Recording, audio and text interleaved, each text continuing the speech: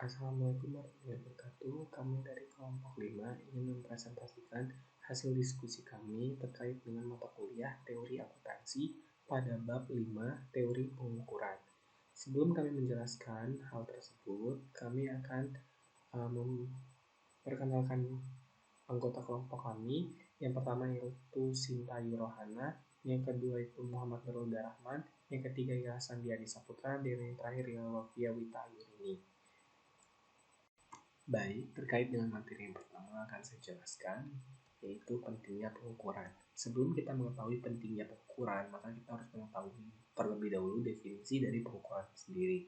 Nah, pengukuran berdasarkan Campbell itu merupakan tugas numerikal untuk mempresentasikan sifat sistem material dibandingkan suatu angka. Sedangkan menurut Steven merupakan penugasan angka terhadap objek dan peristiwa berdasarkan suatu aturan. Dari dua definisi ini dapat ditarik kesimpulan bahwa pengukuran merupakan proses pemberian angka-angka atau label kepada unit analisis untuk mempresentasikan suatu atribut-atribut. Nah, atribut-atribut dalam definisi ini berkaitan dengan definisi yang diajukan oleh Steven, yaitu objek dan peristiwa. Nah, konsep atribut sendiri adalah sesuatu yang melekat pada suatu objek yang menggambarkan sifat atau ciri yang dikandung oleh objek tersebut. Pengukuran dapat berupa penilaian subjektif maupun objektif. Pengukuran yang didasarkan subjektif itu seperti persepsi seseorang. Sedangkan untuk yang objektif sendiri itu bisa didasarkan oleh angka-angka statistik. Nah, contoh untuk pengukuran dalam akuntansi yang dilakukan adalah ketika kita mengukur keuntungan agar terlebih dahulu menetapkan nilai dengan modal dan kemudian menghitung keuntungan sebagai perubahan modal tersebut. Nah, pengukuran sangat penting dilakukan karena dengan mengukur suatu objek, maka kita dapat mengetahui nilai suatu objek sehingga dapat menjadi acuan untuk dapat menentukan suatu kebijakan terkait dengan objek tersebut. Selanjutnya ialah skala pengukuran. Skala pengukuran dibagi menjadi 4, yaitu skala nominal, skala ordinal, skala interval, dan skala rasio. Skala nominal sendiri, nomor digunakan hanya sebagai label atau klasifikasi atau identitas suatu objek. Sebagai contoh, ketika kita menonton pertandingan bola, kita akan melihat pemain memiliki nomor punggung sebagai identitas dari pemain tersebut. Sehingga ketika kita menonton bola, kita bisa mengetahui siapakah yang sedang membawa bola ke dalam gawang tersebut. Nah, dalam akuntansi, angka atau nomor yang digunakan hanya sebagai label dapat kita lihat dari nomor akun di suatu perusahaan. Nah, nomor akun tersebut yang digunakan dalam perusahaan itu berguna sebagai pengklasifikasian akun-akun yang ada pada laporan keuangan. Skala ordinal. Skala ordinal dibuat ketika suatu operasi memperingkatkan objeknya sehubungan dengan sifat yang diberikan. Sebagai contoh, investor ingin menginvestasikan dananya terhadap beberapa alternatif kemungkinan perusahaan yang dapat diinvestasikan. Nah, si investor dapat memeningkatkan 1, 2, dan 3 berdasarkan nilai bersihnya saat ini. Kelemahan dari skala ordinal yang digunakan oleh investor tersebut ialah interval antar nomor tidak memberitahukan apa-apa tentang perbedaan kuantitas kepemilikan yang diwakilinya. Nah, selanjutnya, skala interval. Skala interval memberikan informasi lebih dibandingkan skala ordinal. Skala interval itu selain memberikan suatu peringkat kepada objek, tetapi kita dapat mengetahui interval antar peringkat-peringkat tersebut. Sebagai contoh, ketika kita ingin mengukur suhu ruangan menggunakan termometer Celcius, suhu ruangan A diketahui 22 derajat Celcius dan suhu ruangan B 30 derajat Celcius.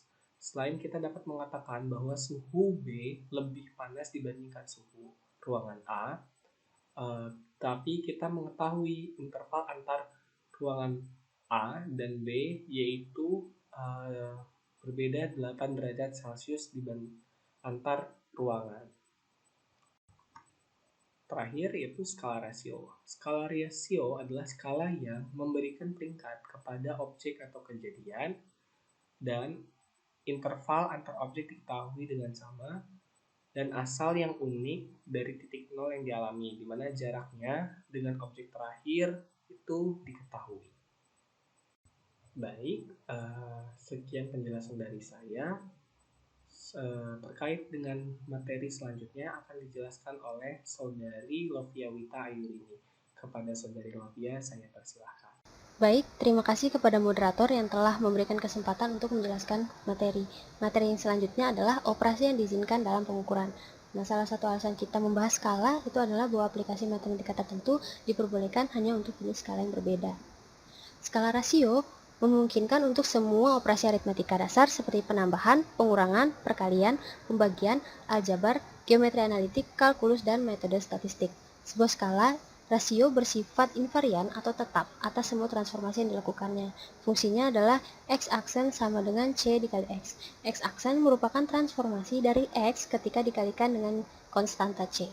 Contohnya ketika F itu merepresentasikan harga aset yang diukur dalam rupiah, misalnya 100.000 rupiah, dan X aksen merepresentasikan konversi rupiah ke dolar, maka untuk mendapatkan X aksen itu, X harus dikalikan dengan rasio daya beli rupiah terhadap dolar. Misal 1 dolar itu harganya 10.000, maka untuk merubah 100.000 rupiah itu harus dikalikan dengan 1/10.000 sehingga dihasilkan 10 dolar. Nah, walaupun yang satu 10 dolar dan yang satu adalah 100.000 rupiah, itu tidak merubah harga dari aset tersebut. Nah, sifat invarian dari rasio itu berarti bahwa apapun teori atau aturan pengukuran yang digunakan akan menghasilkan hasil yang sama walaupun diukur dengan unit ukur yang berbeda. Nah, skala interval. Tidak semua operasi aritmatika diperbolehkan. Penambahan dan pengurangan dapat digunakan sehubungan dengan nomor tertentu.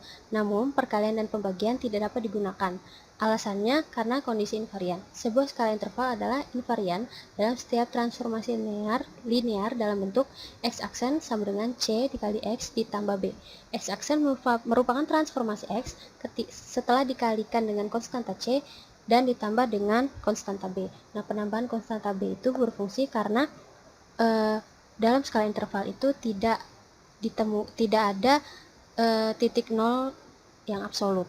Contohnya itu skala Celsius. Skala Celsius dan Fahrenheit. Ketika kita harus mengkonversikan skala Celsius ke Fahrenheit itu harus ditambah 32. Kenapa? Karena titik nol dari Fahrenheit itu adalah 32.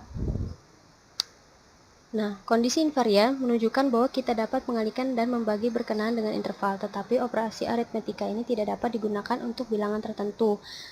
Nah, contohnya adalah X aksen sama dengan X ditambah 10.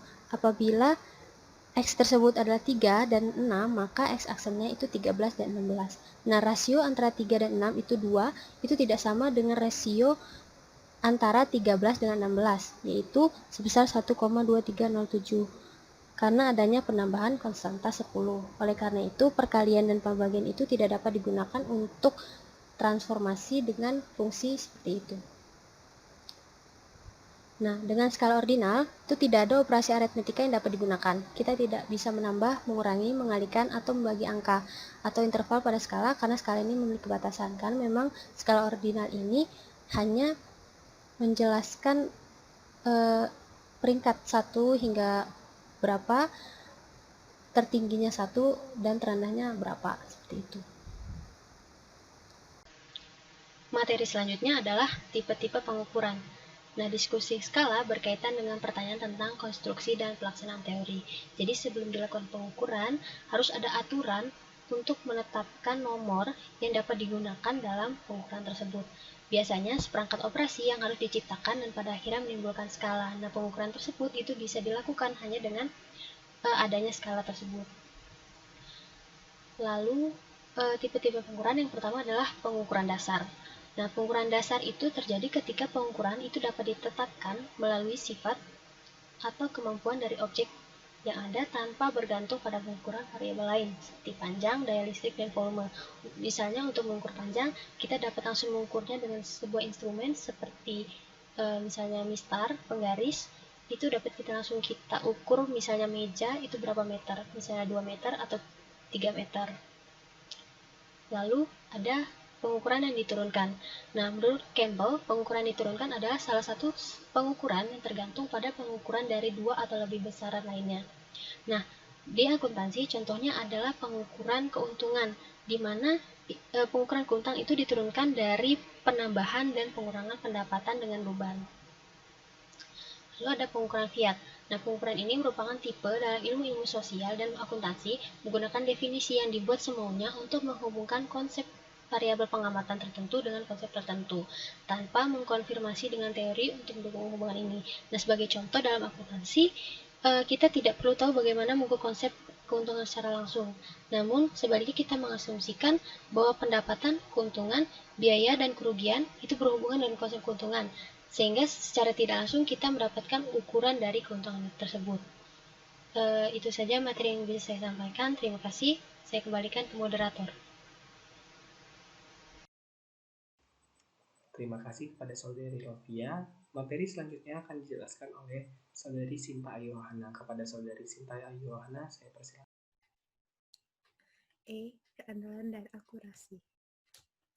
Apa yang dimaksud dengan keandalan dari sebuah pengukuran atau akurasi dari sebuah pengukuran? Keandalan.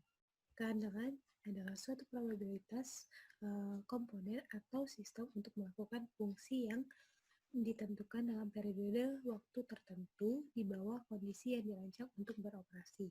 Kemudian, akurasi. Akurasi menunjukkan suatu kedekatan hasil pengukuran dengan nilai sesungguhnya.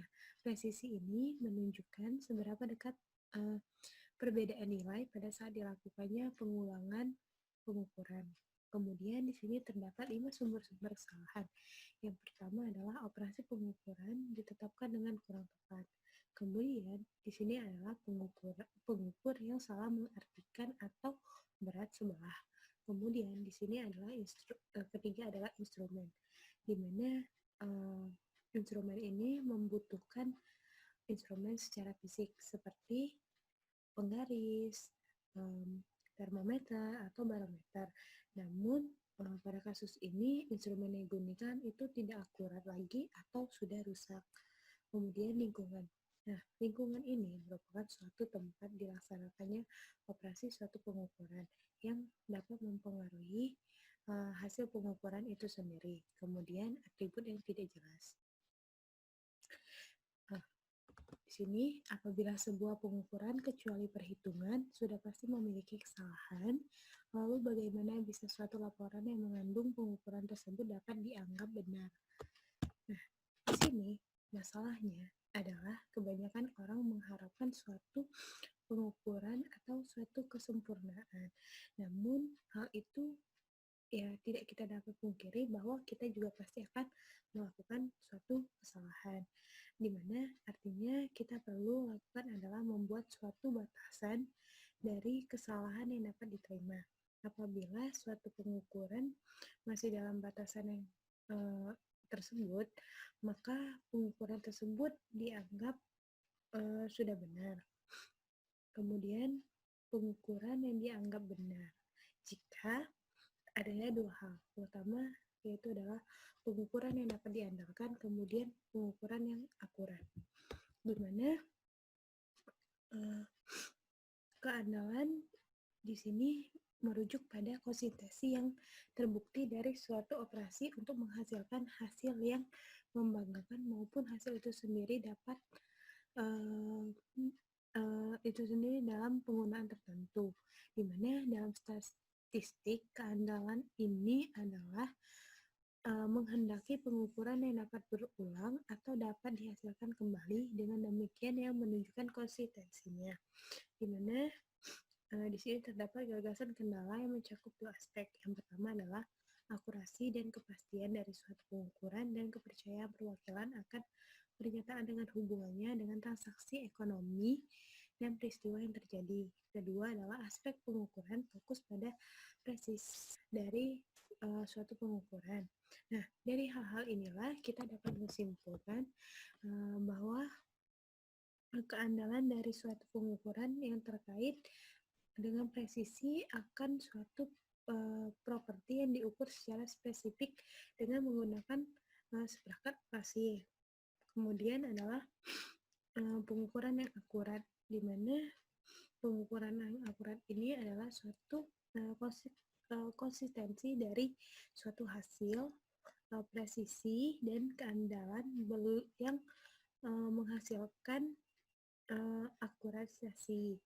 Nah, di mana alasan akurasiasi ini adalah berhubungan dengan seberapa dekat suatu pengukuran dengan nilai yang sebenarnya atau true value dari atribut yang diukur itu sendiri.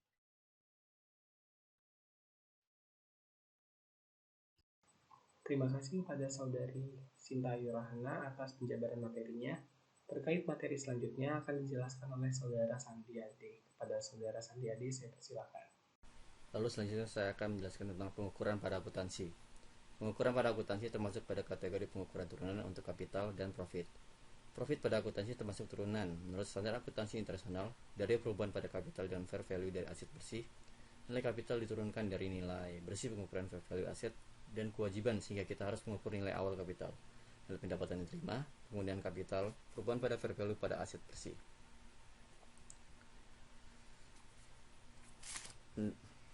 Penambahan kapital selama periode tersebut akan mengukur laba pada periode tersebut yang datang dari berbagai sumber seperti operasi dan pengukuran kembali. Kemudian pada periode formatif 1960-an muncul banyak tantangan pada prinsip penilaian biaya historis dan pemeliharaan kapital. Kemudian kritik secara deduktif berargumen bahwa penilaian perusahaan berdasarkan biaya historis yang usang tidak berguna bagi pengembang keputusan ekonomis dan laba urunan tidak mengukur penggunaan kontemporer sumber daya. Kemudian laba diturunkan dari menghasilkan nilai kapital pada harga pasar dan melihat penambahan sebenarnya dari daya beli atau kontemporer untuk mempertahankan suplai barang dan jasa. Selanjutnya, belakangan ini IASB atau International Accounting Standard Board telah memberikan pandangan bahwa globalisasi bisnis memberikan dukungan yang meningkat terhadap kebutuhan untuk adanya satu standar akuntansi yang digunakan di seluruh dunia untuk menghasilkan informasi keuangan yang dapat dibandingkan. Lalu pengacuan standar akuntansi internasional oleh IASB ini disinyalir melalui standar akuntansi seperti IAS 39 atau ASB 139 tentang instrumen keuangan yang berisi tentang pengakuan dan pengukuran dan agenda proyek IASB yang isinya melaporkan pendapatan komprehensif atau pelaporan performa. Yang pertama tentang pengukuran laba dan pengakuan pendapatan harus terhubung dengan pengakuan tepat waktu, dan yang kedua bahwa pendekatan fair value harus diadopsi sebagai prinsip pengukuran kerja. Kemudian IASB juga telah memulai kembali proyek pelaporan performa, tetapi beberapa isu ini dibahas adalah yang pertama, informasi akuntansi semestinya mengarah kepada pengambilan keputusan yang membuat keputusan ekonomi sebuah entitas. Lalu yang kedua, entitas harus menyajikan pernyataan tunggal tentang semua item pendapatan dan beban yang diakui sebagai kumpulan lengkap pernyataan finansial. Lalu yang ketiga, pernyataan tersebut harus sepenuhnya inklusif mengenai efek dari semua perubahan pada aset dan kewajiban bersih pada suatu periode, selain transaksi dengan pemilik. Lalu, aset dan kewajiban harus dinilai dengan fair value yang mengira-ngira harga pasar tetapi pengganti-ganti seperti arus kas masa depan discounted, harga pasar terdepresiasi atau model kalkulasi harga aset yang dapat digunakan pada ketiadaan pasar. Lalu penentuan pendapatan seharusnya dibagi antara profit sebelum pengukuran kembali dan efek pengukuran kembali. Lalu yang keempat, semua pendapatan dan beban harus dikategorikan dan ditampilkan dengan cara meningkatkan pemahaman pengguna tentang performa yang dicapai, lalu mendukung pembuatan ekspektasi performa masa depan. Lalu yang kelima, laba seharusnya tidak berdasarkan gagasan realisasi. Dan yang terakhir, fokusnya semestinya pada transparansi yang lebih besar, informasi yang berguna untuk investor, dan relevansi data untuk pengambilan keputusan. Lalu konsep keadilan yang lebih digantikan keterpercayaan yang representatif. Lalu selanjutnya tentang masalah pengukuran bagi auditor. Adanya metode penilaian alternatif untuk beberapa aset menyediakan masalah bagi auditor. Ini merupakan salah satu masalah bagi auditor, yaitu tentang penilaian alternatif untuk menilai beberapa aset. Kemudian beberapa masalah juga bagi dator dengan pergeseran fokus untuk pengukuran laba dari yang tadinya menghitung pendapatan dan biaya untuk menilai perubahan nilai wajar aset bersih. Contohnya ketika laba ditentukan dengan mencocokkan transaksi pendapatan dan beban untuk periode tersebut, auditor dapat berkonsentrasi pada pengumpulan bukti bahwa transaksi tersebut telah ditangani dengan tepat oleh sistem akuntansi. Namun ketika laba diperoleh dari perubahan nilai wajar, pertanyaan yang sulit lebih muncul bagi auditor seputar pengumpulan buktinya tentang estimasi manajemen. Mungkin ada banyak nilai aset berbeda yang dapat diterima oleh auditor jika metode penilaian diterapkan secara cepat dan konsisten. Asumsi yang wajar digunakan, dan data yang digunakan untuk menghasilkan penilaian adalah valid. Auditor juga dapat menghadapi tekanan dari manajer untuk menerima penilaian mereka atau entitas akan mencari auditor lain. Ada juga masalah dalam mengaudit biaya historis, seperti biaya persediaan standar, di mana biaya tersebut dinyatakan secara tepat, tapi didasarkan pada asumsi tentang proses rekayasa ini dipengaruhi oleh perubahan auditor. Sekian presentasi dari saya. Saya kembali. Baik, terima kasih kepada Saudara Sandi Adi Saputra atas penjabaran materinya. Selanjutnya kami akan menjelaskan terkait dengan kasus yang akan kami angkat. Baik, selanjutnya kami akan membahas terkait dengan studi kasus kami, yaitu pada PT Pembangunan Jaya Ancol Tbk. PSAK 16 digunakan oleh PT Pembangunan Jaya Ancol Tbk sebagai pedoman dalam menilai suatu aset tetapnya. Revisi terhadap PSAK 16 ini memperbolehkan untuk memilih metode penilaian aktiva tetap berdasarkan dua model. Yang pertama yaitu model biaya dan yang kedua merupakan model evaluasi.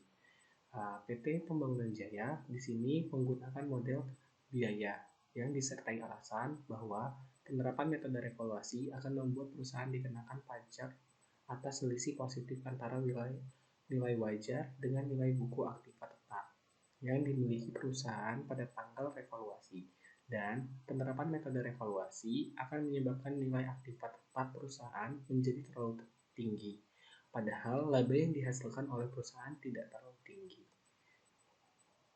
Cordova Tower merupakan salah satu aktiva tetap yang dimiliki PT Pembangunan Jaya Ancol Tbk, berupa bangunan yang dibangun sendiri oleh perusahaan untuk digunakan dalam kegiatan operasi perusahaan, serta disewakan kepada pihak lain. Selain itu, paling atas atau lantai 8 dari Cordova Tower merupakan hall yang disewakan untuk berbagai acara, seperti pernikahan atau acara-acara pertemuan lainnya.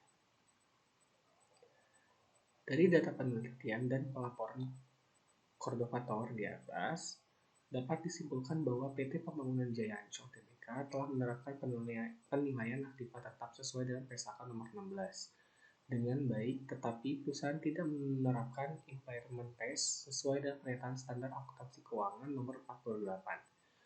Meskipun penilaian cost model diterapkan di perusahaan ini dan sesuai ketentuan prinsip akuntansi yang berlaku, namun hasil pengukuran dengan model ini tidak relevan bagi pengguna. Hal ini disebabkan kenaikan harga selalu terjadi sejak gedung ini dibangun sampai dengan sekarang. Sehingga kami mensarankan PT Pembangunan Jaya Ancol Tbk untuk menggunakan fair value based atau model revaluasi, yang merupakan salah satu metode penilaian aktiva tetap yang diperbolehkan dalam PSAK 16 selain model biaya. Berdasarkan fair value based, nilai aktiva tetap dicatat sebesar nilai wajar dari aktiva tetap pada tanggal pelaporan dikurangi dengan akumulasi depresiasi dan akumulasi penurunan nilai. Rumus untuk memperoleh nilai wajar dari metode kapitalisasi pendapatan ini adalah sebagai berikut. Nilai wajar sama dengan taksiran arus kas masa depan dikali faktor nilai tunai dengan tarif diskonto persen. Taksiran arus kas masuk diperoleh dari proyeksi pendapatan kotor selama 1 tahun. Proyeksi pendapatan kotor ini berasal dari proyeksi pendapatan sewa dari Cordova Tower tersebut selama 1 tahun yang didapatkan sebesar 13.555.898.727 sesuai dengan perhitungan pendapatan sewa gedung dikurangi dengan kekosongan gedung dan diskon yang diberikan perusahaan kepada penyewa berdasarkan pada tingkat hunian berikut ini. Selanjutnya, taksiran arus kas keluar diperoleh dari biaya operasional gedung Cordova Tower selama 1 tahun. Biaya operasional tersebut adalah biaya-biaya terkait dengan operasional gedung Cordova Tower selama 1 tahun, baik berupa biaya variabel, biaya tetap, maupun cadangan penggantian. Biaya operasional gedung Cordova Tower selama 1 tahun sebesar Rp6.336.484.237 seperti dalam perhitungan di samping. Nilai wajar gedung Cordova Tower pada tanggal 31 Desember 2008 diperoleh dengan cara mendiskontokan taksiran arus kas masa depan gedung tersebut selama masa manfaatnya. Perhitungan nilai wajar gedung Cordova Tower pada 31 Desember 2008 dapat dilihat pada tabel berikut ini. Kesimpulan dari kasus yang kami angkat ialah penilaian aktiva tetap akan memberikan dampak terhadap laporan keuangan yang disajikan oleh perusahaan. Karena adanya perbedaan nilai buku aktiva tetap dengan nilai wajar aktiva tetap pada saat pelaporan, sehingga perusahaan harus melakukan penyesuaian atas adanya perbedaan tersebut. Berdasarkan perhitungan dengan penelitian ini, diperoleh nilai buku gedung Cordova Tower pada 31 Desember 2008 adalah sebesar Rp11.496.134 dan nilai wajar sebesar Rp45.932.338.873. Maka terdapat selisih sebesar Rp33.842.739. Selisih tersebut merupakan surplus revaluasi aset tetap karena nilai wajar gedung pada 31 Desember 2008 lebih besar dibandingkan dengan nilai bukunya. Sekian presentasi yang dapat kami sampaikan. Apabila kami ada salah kata, kami mohon maaf. Kepada Allah kami mohon ampun. Kami akhiri. Wabillahi taufiq wal hidayah. Wassalamualaikum warahmatullahi wabarakatuh. Selanjutnya kami buka sesi tanya jawab.